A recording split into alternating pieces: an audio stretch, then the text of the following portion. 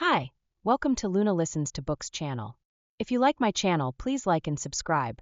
Now the story begins. On the day I was supposed to try on my wedding dresses with my boyfriend of 7 years, I rushed over to the bridal boutique and arrived with a heart full of happiness.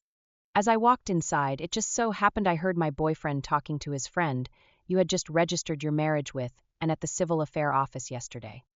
Now, you are here, taking Kelly Thomas to try on the wedding dresses. Don't you have any worry what kind of mess Kelly will do to you if she knows? On the day I was supposed to try on my wedding dresses with my boyfriend of 7 years, I rushed over to the bridal boutique and arrived with a heart full of happiness. As I walked inside, it just so happened I heard my boyfriend talking to his friend you had just registered your marriage with and at the civil affair office yesterday. Now you are here, taking Kelly Thomas to try on the wedding dresses. Don't you have any worry what kind of mess Kelly will do to you if she knows? There was a helpless look on my boyfriend's face as he answered in a hoarse voice. My brother passed away in a car accident and is carrying his child. If I don't step up and take her as my wife, how will they survive? I'll spend my whole life making it up to Kelly. Just keep your mouth shut. She must never know about this, he added. My heart shattered as the world seemed to collapse around me. Then I turned quietly and made my way to the hospital to schedule an abortion. If he couldn't provide a complete family for me and my child, there was no point in keeping the baby. Their conversation had been like an icy dagger piercing through me, extinguishing every bit of joy I'd felt after receiving my pregnancy report earlier this morning. I woke up excited and rushed to the hospital to collect the results. I couldn't wait to tell him the good news in person at the boutique. However, before I could, he hit me with the cruelest truth. If he was already married to someone else, why bother holding a wedding with me? I didn't have time to answer my own question before the wedding boutique's designer approached with a bright smile. Miss Thomas, the custom wedding dress Mr. Green commissioned for you has arrived. You can try it on now. Her words jolted me and pulled me back to reality. Lennox Green had poured his heart and soul into this wedding. He had done more than anyone else for it. The wedding ring and dress had both been designed and overseen by him. They were based entirely on my preferences. He even had engraved a few words inside the ring. It wrote, "Love one another, love without doubt." I had suggested hiring a designer to handle everything, hoping to lighten his burden, but he refused. Designing everything myself shows sincerity, he had said. I want you to look at these things and always think of me. When his friends and families knew about this, they all praised him. You are going to be a wonderful husband in the future. Kelly, you sure are a lucky woman to be his fiancée. However, who could have imagined that his so-called love for me would become such a bitter irony? I steadied myself and headed toward the fitting room where the dress was displayed. That's when I saw a familiar figure. It was in Garland. When she heard the assistant directing me, she turned and greeted me with a smile, her voice warm and friendly. Kelly, you're finally here. Come and see how beautiful your wedding dress is. Her demeanor was as natural and kind as ever, just like a caring older sister. Back when Lennox's brother was alive, I had made a conscious effort to befriend her and shared gifts and tips to build a good relationship with the woman who I thought would be my future sister-in-law. If I had not accidentally heard the words that Lennox and his friend had uttered among them, I would never have imagined that she would become the uncrossable barrier between me and Lennox. The memory of their conversation replayed in my mind. My gaze instinctively dropped to her still, flat stomach, and a wave of bitterness welled up inside me. No matter what, she had a safe harbor to rely on, yet my child and I did not have the privilege. With a dark face, I turned my attention to the lovely wedding dress and said, "It really is beautiful. Do you want to try it on?" The words had barely left my mouth when an incredulous voice interrupted. Kelly, what are you saying? This is your wedding dress. How could you let someone else try it on? Lennox strode over, his tone tinged with anger, his gaze filled with disapproval. I remained calm but my voice indifferent. What's the big deal? I heard and didn't get to wear a wedding dress when she married your brother. Letting her try it on now could make up for that regret. When and Lennox's brother got married, it was done in such haste that they only signed a marriage certificate but did not hold a wedding banquet. Now, with Lennox giving her the title of wife, I thought, why not help her fulfill her unspoken dream of a wedding too? Anne's expression softened when she heard my words. After all, what woman had not dreamed of being a beautiful bride? Perhaps Lennox also felt that what I had just said made sense, so his expression shifted slightly, and he refrained from saying anything further. Seeing his expression softened, I could see hesitation flash in Anne's eyes before she tentatively asked, "Can I really try it on?" I nodded and gestured for the staff to assist her in changing into the wedding dress. Meanwhile, Lennox had already dressed in his groom's suit. When he saw and was about to try on the wedding dress, he started loosening his tie as if ready to change out of his suit. However, I stopped him. "Anne is pregnant. She's already uncomfortable as it is. What if something happens to her and you're not here to help?" When he heard this, he stayed at put and stood silently beside me to wait for her, though his unease could be seen vividly in his eyes. Noticing the change in his mood, I sneered. Before long, and emerged from the fitting room with the help of the staff. Since her pregnancy hadn't started showing yet, and she had a similar frame to mine, the wedding dress fit her perfectly. And could not hide the excitement on her face, though she tried to curb it by asking timidly, "Lennox, how do I look in this? Is it nice?" Her voice drew Lennox from his dazed state. His eyes, which had lingered on her for a while, turned lucid, and he gave a soft hum. Just then, another staff member approached and gasped when he saw Anne. "Wow! The gown looks stunning on you. You two are the most perfect bride and groom I've ever seen." As soon as she said that, all the faces of those present changed. And cast an anxious glance at Lennox, then forced a polite smile and began to explain, No, you misunderstood." Before she could finish, I clapped my hands together and exclaimed sincerely, "You're right. And looks absolutely stunning. This dress seems like it was made just for her. How could I not let everyone appreciate such a beautiful sight?" Hearing my words, Lennox looked at me with disbelief written across his face. He knew me too well. I had always been protective of my things, especially something as meaningful as this wedding gown. However, now, not only did I allow someone else to wear it, but I also praised her openly. He opened his mouth and said, "Kelly, you." I blinked innocently and cut him off as I looked into his eyes. "Relax, I'm just saying. Anyway, I just remembered I have urgent work to finish at the office and have to return to the office in a hurry, so I'll leave you two to it." Without waiting for a reply, I turned and headed straight for the door of the bridal boutique. When he saw this, Lennox was about to follow me, but Anne reached out and stopped him. As I walked to the wedding boutique's door, I glanced back and saw Lennox carefully supporting, and as they headed toward the fitting room. His touch was gentle, and his focus solely directed on her, as if no one else existed in his world. At that moment, I was in a trance. Was it truly responsibility that led him to marry her as he mentioned? Or had he fallen for her? I didn't have the answer, and I had no intention of humiliating myself by finding out. The next day, I arrived at the hospital for the preoperative examination as scheduled. When the doctor asked about the child's father, I replied lightly, "He's busy with work and couldn't make it." That morning, when I woke up, I had considered telling him about the baby, but after several unanswered calls, I gave up. By the time the procedure was over, I was pale and weak, so I had to lean against the cold wall for support as I made my way out of the hospital. When I walked into the main lobby, I saw Lennox. He was accompanying, and for a prenatal checkup. When they saw me, they looked dumbfounded. A flicker of surprise flashed in Lennox's face as he asked in puzzlement, "Are you sick? Why are you at the hospital alone?" Before I could answer, Anne stepped in. "Kelly, don't take your health lightly just because you're still young. No matter how busy you are at work, you have to take care of yourself. Don't let Lennox worry about you." Her tone carried a sense of concern, but beneath it lay a subtle distance I couldn't ignore. I pressed my lips together and agreed by humming, "I've already had my checkup. I just need to grab my medication, and then I can leave. You two should go ahead with your prenatal exam." Lennox's eyes filled with concern as he started toward me, but Anne tugged him back. "Lennox, it's almost our turn. Let's go in," she said, feigning discomfort as she rubbed her belly. "I don't know if it's because I've been overthinking lately, but my stomach hasn't been feeling great. I'm worried it might affect the baby." She emphasized the word baby, and the worry in his eyes dissipated instantly instead. Guilt replaced it as he said, "Kelly, you should head home first. I'll come find you after I finish the checkup with Anne." I remember when his brother was still alive, he always addressed Anne as sister-in-law with utmost respect. Now, though, he called her name with such familiarity. As I looked at the family of three, I couldn't help but realize how much of an outsider I had become. The man who once vowed to love me forever no longer held me in his heart. I recalled the times when he always put me first no matter what happened. A wave of bitterness welled up in my chest as I choked out, "All right, you two go ahead." On the way home, I stared out the car window at the familiar scenery flashing by. My mind replayed scenes from our past when we were always by each other's side. I had known Lennox since high school. Back then, he was my desk mate. He was a quiet, studious bookworm, while I was lively and mischievous kid.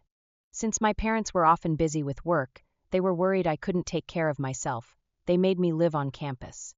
I hated the cafeteria breakfasts, so I always pestered him to bring me food from outside. He would sigh in exasperation but always indulged me. This went on for 3 years.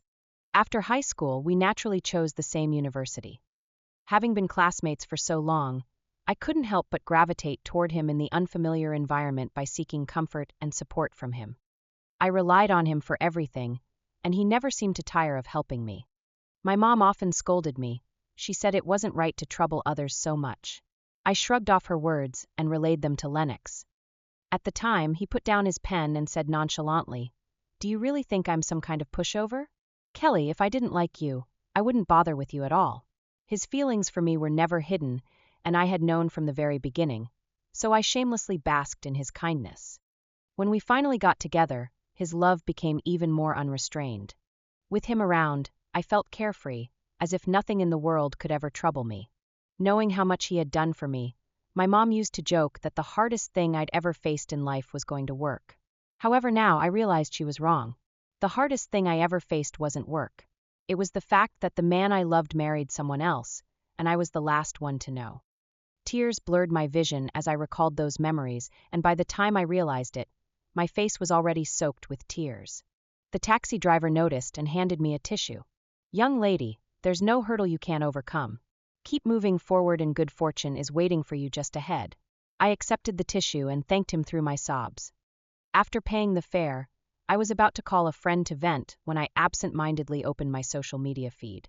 That's when I saw N's latest post from just 5 minutes ago, and posted a picture of an ultrasound picture and one of Lennox lowering to examine a medical report. The caption read, "Baby, hurry up, come out. Your mommy and daddy can't wait to see you." When I scrolled down the post, I noticed that the first one to comment was Lennox's mother. She wrote, "Grandma is very excited too. I can't wait to see my first grandson." The comment section was flooded with replies from the Green family. It was evident from their words that they all knew about Lennox's marriage to Anne. I thought back to the day I visited the Green family a few days ago. They treated me so warmly then, and now it all felt like a sick joke. I could not help but wonder, were they secretly laughing behind my back when I was talking about our wedding plan to the Green family? My boyfriend was already married to someone else, and there I was, blissfully planning a sham wedding. I raised my hand, wiped the tears from my eyes, and went home. Before the wedding date between me and Lennox had been set, the Green family had already sent the customary gold jewelry and bridal gifts. Once I got home, I packed everything they had given me into a cardboard box. After that, I would sever all ties with the Green family. Following the abortion, my body was weak. I took a few days off work to rest. One afternoon, while I was half asleep, I vaguely sensed someone approaching. As soon as I opened my eyes, I saw a familiar face. It was Lennox. He raised his and touched my hand. Realizing it was cold, he looked worried.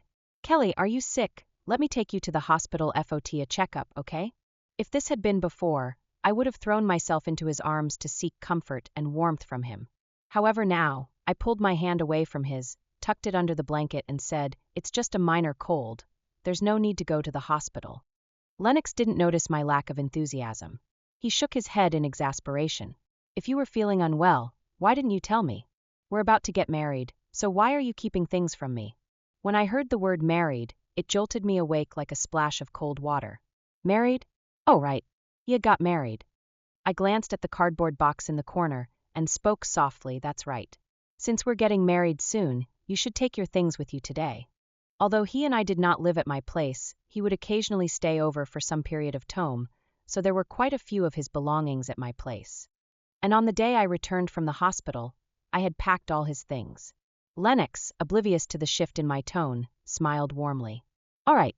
Besides, after the wedding, we'll be moving into the new house anyway." I did not say anything. That evening, he made me a comforting bowl of hot vegetable beef soup with boiled eggs before leaving with his belongings. As he stepped out, I said quietly, "Don't come over again for the time being. I'm sick and don't want to risk infecting you. Stay home and focus on becoming the most handsome groom." He gave me a resigned smile but agreed nonetheless. In the following days, he didn't visit but still texted me regularly. I replied with brief, perfunctory messages. Time flew by and soon, the wedding day arrived.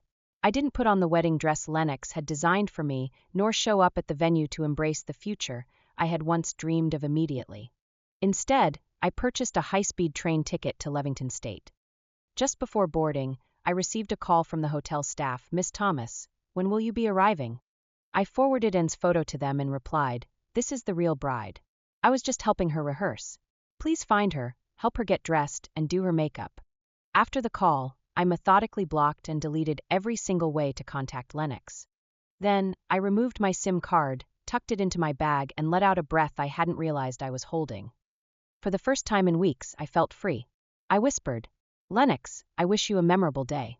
On the other side of the city, Lennox was brimming with excitement as he arrived at the wedding venue. His whole body radiated with joy. His mother felt less enthusiastic. She gave him a cautious look and said, "Lennox, try not to go overboard today, and has been very emotional lately. You don't want to upset her." At the mention of Anne, the smile on his face dimmed slightly. He nodded, "I understand, Mom. But you need to treat Kelly better. Don't let her sense anything's off." "Mrs. Green exhaled softly and nodded in resignation. The ceremony soon began. Without any reason, Lennox was able unease that gripped his heart. He scanned the crowd everywhere, but could not spot my parents anywhere. Unbeknownst to him, I had told my parents everything the day I decided to walk away. They knew exactly why they wouldn't be attending today's farce. Seeing that he could not find my parents, Lennox began to feel panic. Just as he was about to ask someone about their absence, the officiant announced that the ceremony was starting. Reluctantly, he turned his attention back to the front. He could only wait there. Then, when he saw Anne walking toward him in a white wedding gown, the smile froze on his face, and all the color drained from it. He stumbled back a step, his voice trembling as he stuttered, "Why? Why is it you? Where's Kelly?" Before Anne could answer, a man wearing a delivery uniform strode into the venue. He was holding a package in his hands. "Who's Mr. Lennox Green?" he called out. "I have a wedding gift here from Miss Kelly Thomas. Please sign for it." The room erupted into hushed whispers. Everyone knew this wedding was supposed to be between me and Lennox. Yet I was nowhere to be seen, and now this. There was an unexpected gift from the bride who didn't show. When he heard this, Lennox's eyes went vacant and lifeless. His soul seemed to have left his body as he staggered toward the delivery person. He did not sign it right away. Instead, he ripped open the box first. When he opened it, the first thing he noticed was the hardware and the bank card that contained the dowry money that his family had given me. As he stared at the contents, realization dawned. A hollow, gut-wrenching emptiness swallowed him whole. He raised the corners of his lips to smile, but his smile was worse than crying. With tears wetting his eyes, he said in a sobbed voice, "She broke off the engagement. She doesn't want to marry me. Why does she not want me?" The hands that handled the gift box were trembling as he asked over and over again, but no one could give him an answer.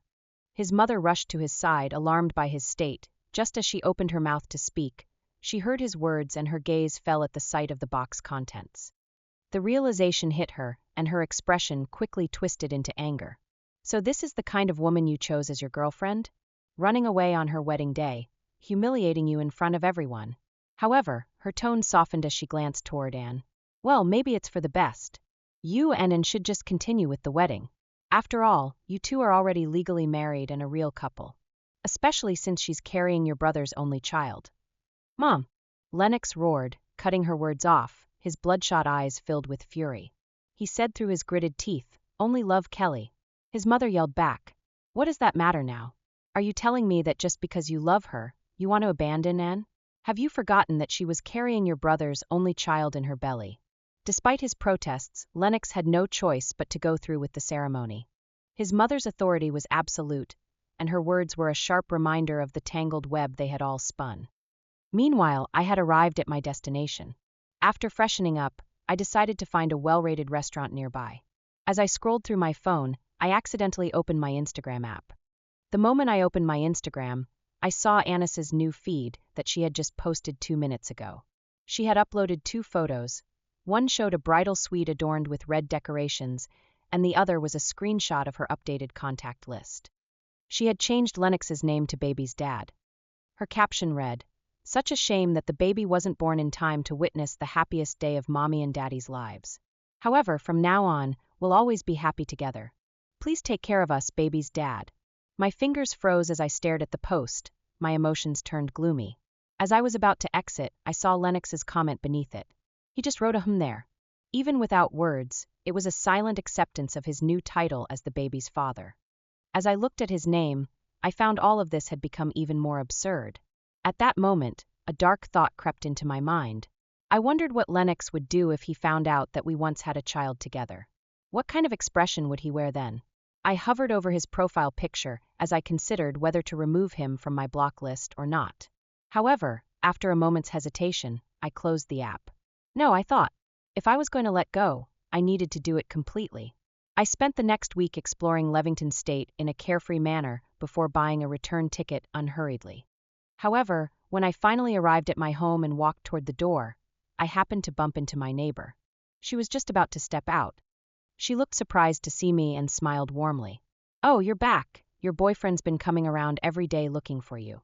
Poor guy, he seemed so worried he was about to lose his mind. "He was just here a little while ago, so you might still catch him if you hurry." I shook my head lightly and replied, "I don't have a boyfriend anymore. If you see him again, do me a favor and call security for me, okay? Thanks." After exchanging a few pleasantries, I opened the door and stepped into my apartment. Before leaving for Levington State, I had had the locks changed, which was why Lennox couldn't get inside. I didn't dwell on my neighbor's words. After unpacking, I showered and got a good night's sleep as I usually did. The next morning, I arrived at the office refreshed and ready to work. As soon as I walked through the door, one of my close colleagues rushed over toward me. She glanced around to make sure no one was listening, then leaned in and whispered, "Hey, didn't you take time off for your wedding? Why is your husband showing up here looking for you? He even asked me to call him if I saw you. Did something happen between you two?" It seemed in the past few days I was gone, Lennox had been frequenting the office. When he didn't find me, he would go to my apartment to wait. Her words didn't stir even the slightest ripple in me. I kept my tone steady as I replied, "I wasn't on wedding leave. It was just my annual leave. And for the record, I'm single. We've broken up. He has nothing to do with me anymore." "What?" Her jaw dropped. "You two were inseparable, so lovey-dovey all the time. How did this happen?" She was just a colleague, not someone I owed personal explanations to. So, I just gave her a cursory answer. Sometimes people just aren't compatible. Sensing that I wasn't in the mood to elaborate, she tactfully dropped the subject. After work, I packed up my things and headed out. As I stepped outside, I immediately noticed Lennox's car parked by the curb. Without hesitation, I turned and started walking in the opposite direction. However, a familiar voice rang behind me, "Kelly." Lennox yelled anxiously, opened the car door and ran after me. When he saw me, his face lit up with a mix of relief and joy, as if he'd found something he'd feared losing forever. "Kelly, you're back. I've missed you so much," he said. However, I wasn't looking at him. My gaze shifted to his car, where Anne was seated in the passenger seat, and she was smiling at me. However, if I looked closely, it was not really a smile. It had a hint of mockery in there. So this is who he really is now, I thought bitterly. Now that everyone knows they're married, they don't even bother hiding it anymore. As I expected, before I could even say a word, and stepped out of the car. She looked at me with concern plastered across her face and said, "Kelly, where have you been these past few days? Lennox and I were so worried about you. Especially Lennox. He has been so anxious that he can't even eat. Look at him, he's lost so much weight. It's heartbreaking." Her words sounded caring, but they were laced with provocation. "He's your husband. If you're heartbroken over him, that's your business. What does it have to do with me?" I spoke lightly as if it didn't matter, but my words caused Lennox's face to turn white. His hands trembled slightly as if he was overwhelmed with heartache. "Kelly, from the beginning to the end, the only person I've ever wanted to marry is you." Hearing this, I felt nothing but disgust. I looked at him, my gaze sharp with irritation. "Lennox, do you really think I'm an idiot? Do I need to spell everything out for you?" Then I said again, "You already got a marriage certificate with her, yet you still wanted to have a wedding with me. What did you take me for?" He was married. Our relationship would never be legally recognized. I would become the third party, the one people pointed fingers at. If there was one thing I despised most, it was being a homewrecker. "No, Kelly, you've got it wrong," he said, his voice rising in desperation and panic. "It's just a marriage in name only. There's no love between us." Anne's expression shifted ever so slightly at his words, but she quickly concealed it. Then as she clutched her stomach, she let out a sudden cry of pain. "Lennox, my stomach hurts. Can you take me to the hospital? Please, something feels wrong with the baby. Lennox froze. He was torn between us. The hesitation in his eyes was clear. I let out a bitter laugh. You'd better hurry and take your wife to the hospital. Don't let anything happen to your son. Not waiting for his response, I turned around, flagged down a taxi, and left them behind. I thought I had made everything clear. I thought I'd finally be free of the Green family. I never expected that as I got off work and stepped out of the elevator to my apartment the next day, I saw Mrs. Green waiting by my door. The moment she saw me, she dropped to her knees. Please, she sobbed, her voice trembling. I'm begging you, please let my son go. He has a wife now and they're going to have a baby. They can't live without him. At that time, it was time for my neighbor to return home from work, so there were many people walking out from the elevator when she wailed loudly. When they saw the scene in front of them, they paused to watch. From the sound of it, this woman's a homewrecker, someone murmured. It seems she is destroying her son and daughter-in-law's relationship. Look at her all dolled up. She doesn't seem like a decent person. I can't believe she's really a mistress. What a disgrace. How can someone like her live here? When I heard their whispered accusation, fury flamed inside me, and I couldn't hold back anymore. It just so happens that is exactly what I want to say to you. Please tell your son to let me go. Tell him to stop showing up at my home and my workplace. Tell him to leave me alone. I had already warned Lennox that I wasn't someone who clung to people who didn't deserve me. If he did something that disappointed me, I would leave immediately without any hesitation. Once I make that decision, I won't look back, just like today. After I said that, I saw a man running out of the fire escape in a hurry. Lennox ran so fast that his face was red from exertion. He looked at me with disappointment. Since he was out of breath, he spluttered, Kelly. Do you really mean what you just said? I looked him straight in the eye, my voice calm but resolute. Yes. I want you and your entire family to stay out of my life. I never want to see any of you again. His mother suddenly shot to her feet. Fine. Remember what you said today, she said, her tone sharp and condescending. Don't you dare come running back to us later. Also, stay away from my son and my daughter-in-law. If you cause any more trouble, don't blame me for being ruthless. Mom, that's enough, Lennox interrupted his mother, his voice laced with anger. At that moment, my good neighbor pushed through the crowd. She raised her voice as she shouted, Kelly has never clung to your son. It's your son who keeps harassing her.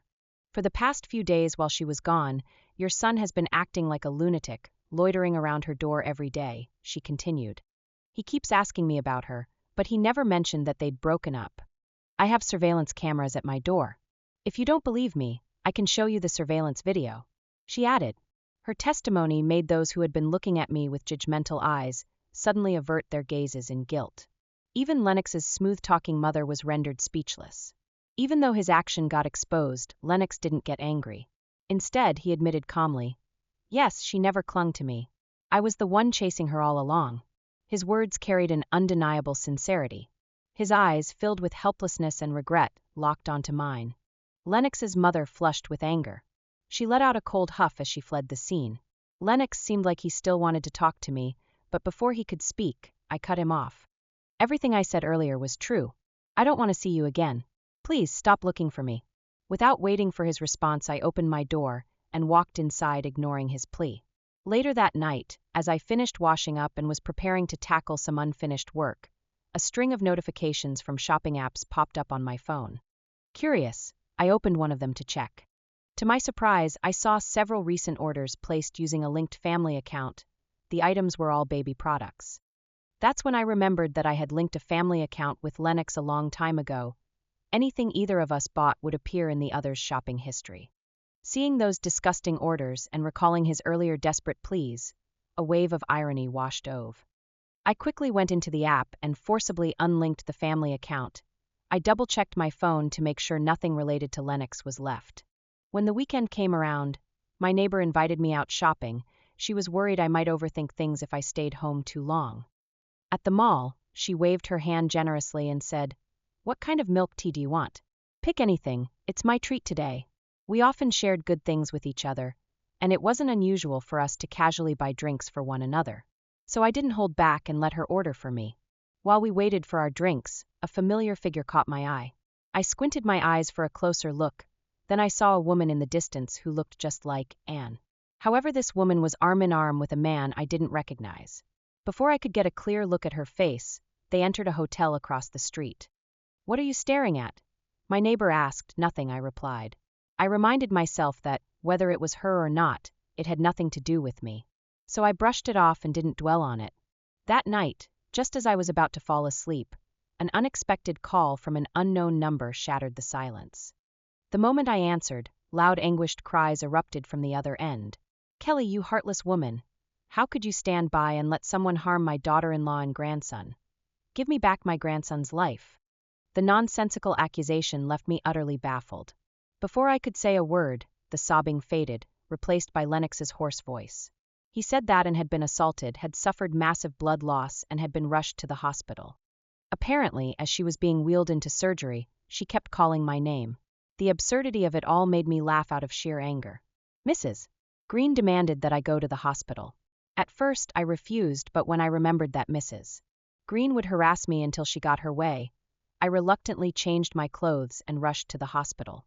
By the time I arrived, and was being wheeled out of the operating room, the moment her eyes landed on me, they brimmed with tears. Her whole body trembled with helplessness. Mrs. Green's face flushed red with fury. She cursed loudly as she charged at me, but Lennox stepped in. Without saying anything, he shielded me from her wrath. "She killed your only child, yet you still defend her." Mrs. Green screeched. "Have you forgotten everything your brother did for you? How good he was to you?" "Mom, this has nothing to do with her." Lennox cut in. "No, it's her," and cut in. Her voice trembled with righteous indignation. "She hates me for taking Lennox away from her, so she wanted to hurt me and my baby. Mom, you must stand up for me." Her accusation made me laugh in anger. At that very moment, I realized the woman I saw at that time was an. My expression didn't waver as I asked, voice calm and steady, "Are you sure what happened to you has anything to do with me? If you're so certain, I'll call the police right now." When I mentioned the police, Anne's face paled instantly. Her mouth opened and closed as she struggled to say something and stammered, "No. I mean, there's no need to make such a big deal out of this. Considering you're almost becoming the Green family's daughter-in-law, and for Lennox's sake. Can't we just let this go?" I scoffed. "No, I think it's absolutely necessary. If I don't call the police, who will clear my name?" Without giving her a chance to argue, I pulled out my phone and started dialing the authorities. Panicked and struggled and tried to grab my phone, but I remained unfazed. "By the way, I saw you this afternoon. You went into a hotel with another man, didn't you? If we call the police, I can also provide a statement about that. I'm sure the truth will come to light soon enough." "No, no, you can't call the police," she shrieked, her voice desperate and shrill. Ignoring her protests, I reported the incident to the police, Anne's face drained of color and turned ashen. She must have thought I hadn't noticed her that afternoon, and assumed she could frame me without consequence since no one had the time to check the truth. What she didn't anticipate was that I'd seen everything. With that settled, I prepared to leave. Just as I was about to step away, the doctor who had performed my abortion emerged from the operating room. Spotting me, she looked startled, then she voiced her concern. "You haven't come in for a follow-up. Why haven't you been back for your post-op checkups?" "Post-op? What kind of operation?" "For her abortion," the doctor replied as she frowned in confusion. "She went home the day after the procedure. I need to check how she is recovering." As she said that, her gaze landed at me. "It just so happens that you're here so you can stop by for a checkup. A girl still needs to be kinder to herself." When Lennox and Mrs. Green heard that, their faces went ghostly pale. Lennox stared at me, his voice trembling as he struggled to speak. "Our child has gone." I didn't answer him. Instead, I turned and followed the doctor down the hall. I had just taken a few steps when I heard the sound of falling to the ground from behind me. When I glanced back briefly from the corner, I saw Mrs. Green on the floor, wailing uncontrollably. Over and over, she cried out, "My Ranson is gone. My poor grandson is gone." After the checkup, as I stepped out of the doctor's office, I found him waiting for me outside. His eyes were bloodshot, his cheeks streaked with tears. He looked utterly broken, as if he had cried until there was nothing left in him. "Don't you have anything to say to me?" His voice was hoarse, barely above a whisper. I shook my head. "There's nothing left for us to talk about. Let's part ways peacefully."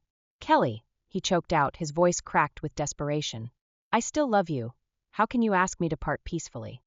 I never thought we'd end up like this." There was unbearable pain and sadness in his voice. "From the moment you married Anne, you sealed our fate, Lennox. Don't tell me you did it out of responsibility. There are many ways to take care of someone that don't involve marriage, I argued. Kelly, he said desperately, I was forced to marry her.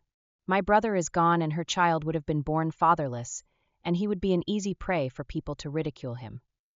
And is an orphan, so she has no one to rely on. How could she manage a child alone? I wanted to laugh at his pathetic excuse, but I could not. Oh, so she deserves your protection, your sacrifice. Did you ever think about me?